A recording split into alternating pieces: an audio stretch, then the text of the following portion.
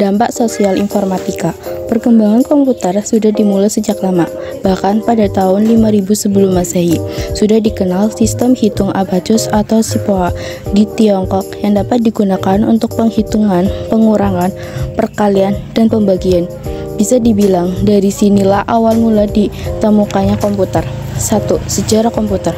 Komputer pertama kali ditemukan oleh seorang ilmuwan dan matematikawan asal Inggris bernama Carlos Babbage di tahun 1822.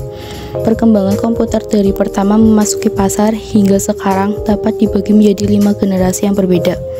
Tiap generasi memiliki terobosan serta inovasinya yang memungkinkan komputer dapat berkembang pesat. Komputer generasi pertama pada tahun 1940 hingga 1956. Perangkat komputer yang pertama ternyata dikembangkan untuk desain pesawat dan peluru kendali. Komputer generasi pertama ini digagas oleh Konrad Zuse, seorang insinyur asal Jerman. Komputer ini menggunakan tabung hampa udara sebagai sirkuit dan drum magnetik untuk memori. Komputer generasi pertama ini sangat mahal dan besar. Besarnya sampai bisa mengisi seluruh ruangan. Contohnya ENIAC, yaitu komputer elektronik pertama di dunia yang mempunyai bobot 30 ton, panjang 30 meter, dan tinggi 2,4 meter. Komputer generasi pertama juga mengandalkan machine language, yaitu level bahasa pemrograman paling rendah yang bisa dimengerti oleh komputer. Bahasa pemrograman ini hanya bisa menyelesaikan satu perhitungan setiap waktu, serta butuh berhari-hari atau berminggu-minggu untuk menyetel perhitungan baru. Komputer generasi 2 pada tahun 1956 hingga 1963. Diciptakannya transistor pada masa ini mengubah wajah komputer generasi pertama. Transistor menggantikan tabung hampa dan memulai perkembangan komputer generasi kedua. Transistor jauh mengungguli tabung hampa dan memungkinkan komputer menjadi lebih kecil, cepat, murah, dan hemat energi bila dibandingkan dengan pendahuluannya. Selain itu, pada generasi ini juga dilakukan pengembangan memori inti magnetik. Secara umum, komputer generasi kedua sudah menggunakan bahasa pemrograman tingkat tinggi, kapasitas memorinya sudah lumayan besar, tidak membutuhkan waktu terlalu banyak listrik, dan proses operasinya sudah cepat. Komputer generasi ketiga pada tahun 1964 hingga 1971. Mengembangkan IC Integrated Circuit menjadi penanda komputer generasi ketiga. Dalam pemakaian komputer generasi kedua, transistor membuat komputer jadi cepat panas. Hal ini yang menyebabkan komputer generasi kedua mulai ditinggalkan. Jack Kilby menciptakan IC Integrated Circuit. IC ini merupakan kepingan kecil yang mampu menampung banyak komponen menjadi satu. Jadi, komputer pada generasi ketiga menjadi lebih kecil, cepat, dan murah. Komputer generasi keempat tahun 1971 hingga sekarang. Mikroprosesor menjadi terobosan dalam mendatangkan komputer generasi keempat dengan menyatukan ribuan IC ke dalam satu kepingan silikon. Komputer generasi keempat sudah muat dalam genggaman manusia. Pada masa ini, mulai muncul laptop yang sangat portable dan dapat dibawa kemana-mana. Komputer generasi kelima tahun sekarang sampai masa depan. Komputer generasi kelima ini adalah komputer yang dapat kita gunakan, ditandai dengan munculnya LSI Large Cell Interaction yang merupakan pemadatan ribuan mikroprosesor ke dalam satu mikroprosesor. Komputer generasi kelima ini juga ditandai dengan munculnya semikonduktor, komputer kuantum, dan penggunaan nanoteknologi juga akan mengubah besar-besaran wajah komputer yang kita kenal pada generasi sebelumnya. Tujuan dari komputer generasi kelima adalah mengembangkan komputer yang dapat merespon suara, bahasa, dan dapat belajar secara sadar. 2. Informatika, aspek ekonomi dan hukum. Aspek ekonomi. Komputer turut berperan pada kemunculan industri perangkat lunak ataupun keras. Diawali dengan kemunculan perusahaan perangkat keras mainframe dan mini komputer, misalnya IBM, Hitachi, Univac, dan sebagainya. Seiring berjalannya waktu, lahirlah PC, personal komputer, diikuti dengan lahirnya printer, alat input atau output lainnya, laptop, tablet, telepon pintar, dan didirikannya industri perangkat keras. Awalnya industri perangkat lunak menyatu dengan perangkat keras, bahkan saat industri perangkat lunak dibangun untuk perusahaan atau pemerintahan, bukan untuk kehidupan individu sehari-hari. Ini juga diwarnai dengan cara kerja manusia dengan komputer mainframe dan mini komputer. Adapun saat itu, komputer hanya dipakai para profesional di kantor atau para periset di laboratorium. Kelahiran PC menjadikan komputer dapat dipakai di rumah dan untuk kehidupan sehari-hari, terlebih dengan keberadaan internet. Jika Anda pernah mendengar kisah tentang Bill Gates, Steve Jobs, dan Mark Zuckerberg, tentu Anda akan tahu bagaimana mereka memulai bisnis perangkat lunak. Kala itu anak muda yang kreatif ini memulainya dari garasi. Jatuh bangun mereka lalui hingga akhirnya melahirkan perusahaan raksasa. Perusahaan yang mereka kembangkan saat ini membawa perubahan di dunia. Industri berbasis teknologi informasi ini bertumbuh dengan pesat seperti Silicon Valley, daerah yang memiliki banyak perusahaan yang bergerak dalam bidang komputer dan semikonduktor. Bidang usaha mengadopsi secara masif teknologi informasi agar memenuhi kompetitif necessity yang mereka perlukan agar usaha mereka tidak tersaingi atau dikalahkan oleh perusahaan lainnya.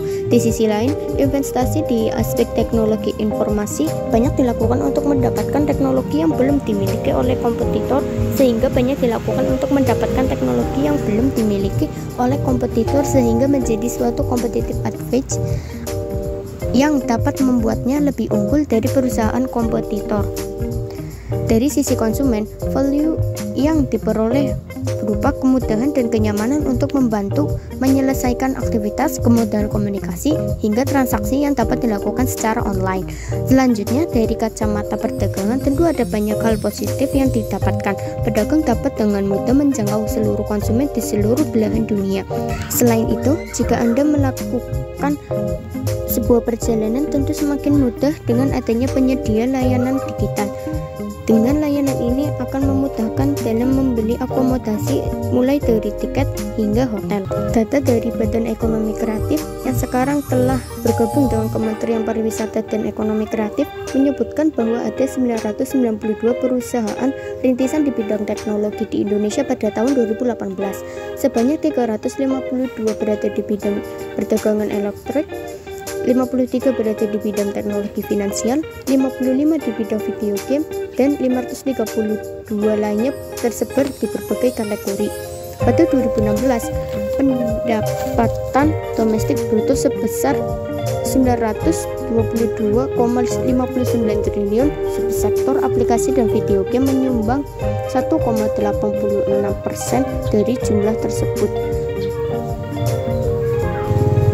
Bagi perusahaan rintisan, nilai valuasi atau harga dari suatu perusahaan rintisan dilihat dari value yang mereka berikan. Berbeda dengan bisnis pada umumnya yang melihat dari seberapa besar keuntungan yang mereka hasilkan pada suatu periode.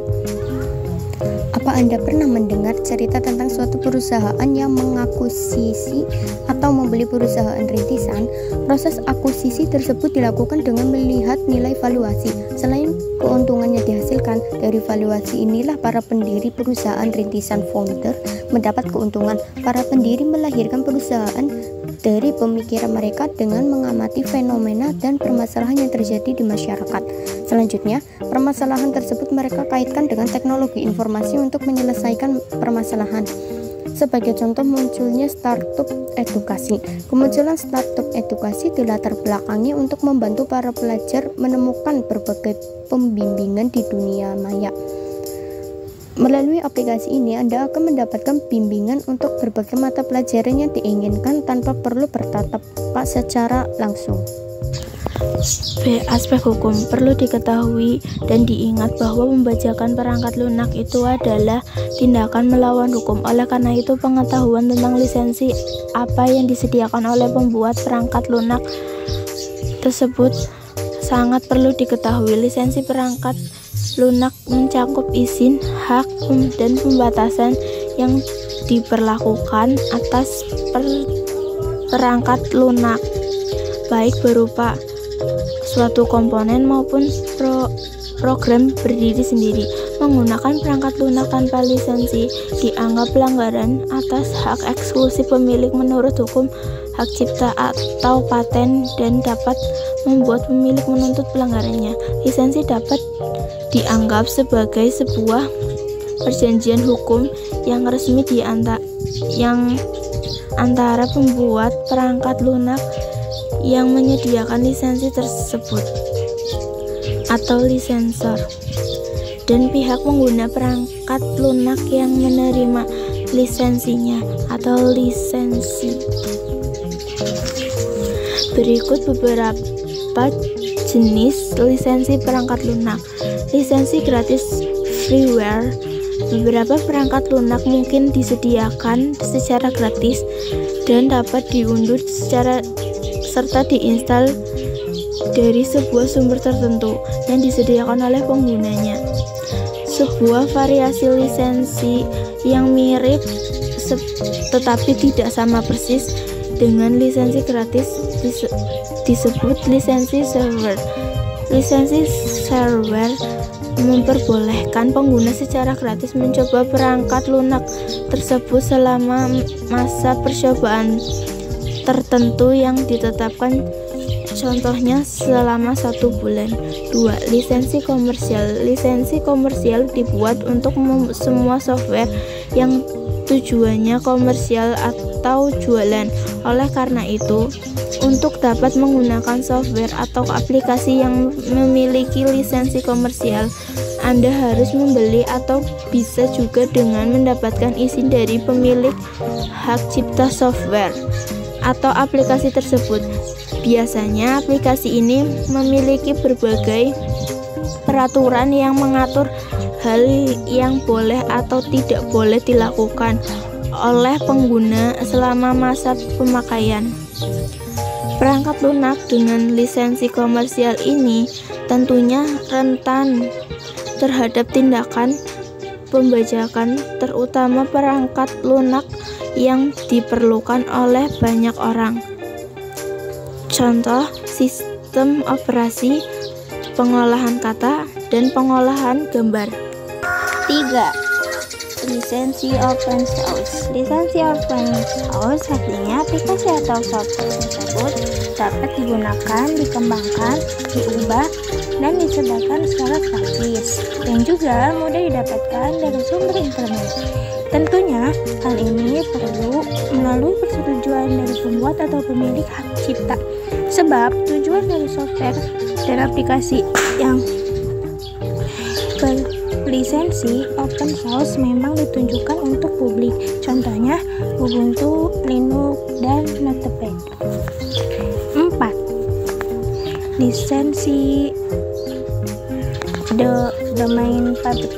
Lisensi domain public artinya jenis lisensi yang semua hak cipta terhadap perangkat lunak dan dilepaskan oleh si pembuat perangkat lunak, sehingga kepemilikan perangkat lunak tersebut diberikan kepada masyarakat umum. Setiap orang diperbolehkan untuk menggunakan, mengadakan, dan mendistribusikan ulang ataupun mengubah kode programnya tanpa ada batasan. Lisensi perangkat lunak bebas memberikan banyak kemajuan di bidang pengembangan perangkat lunak dan juga perangkat keras. Terdapat sebuah organisasi yang mengeluarkan definisi perangkat lunak bebas dan daftar lisensi perangkat. Organisasi ini bernama Yayasan Perangkat Lunak Bebas atau FSF. Daftar tersebut membedakan antara lisensi perangkat lunak bebas dan kompatibel dan yang tidak kompatibel dengan lisensi pilihan FSF, yaitu lisensi publik umum GNU yang merupakan sebuah lisensi copyleft. Di Indonesia sendiri masih sering ditemui pelanggaran terhadap lisensi perangkat lunak, baik maupun pembajakan, pengadaan perangkat lunak yang tidak sesuai dengan lisensi, maupun penjualan perangkat lunak tanpa lisensi resmi. Padahal sudah ada undang-undang yang mengatur mengenai hal ini di Indonesia. Lisensi perangkat lunak tercakup dalam konsep hak atas kekayaan intelektual (HAKI) yang diatur dalam Undang-Undang No. 7 Tahun 1994 tentang penegasan WTO Agreement Establishing the World Trade Organization, dan lebih spesifik lagi pada pasal 40 Undang-Undang No. 28 Tahun 2014 tentang hak cipta. Undang-Undang hak cipta. HAKI atau hak atas kekayaan intelektual merupakan hak untuk menikmati secara ekonomi hasil dari suatu kreativitas intelektual untuk memperbaiki kondisi penghargaan terhadap hak cipta terkait penggunaan perangkat lunak di Indonesia. Perlu dipahami dan ditubuhkan kesadaran mengenai pentingnya mematuhi aspek legal lisensi perangkat lunak dalam kehidupan sehari-hari.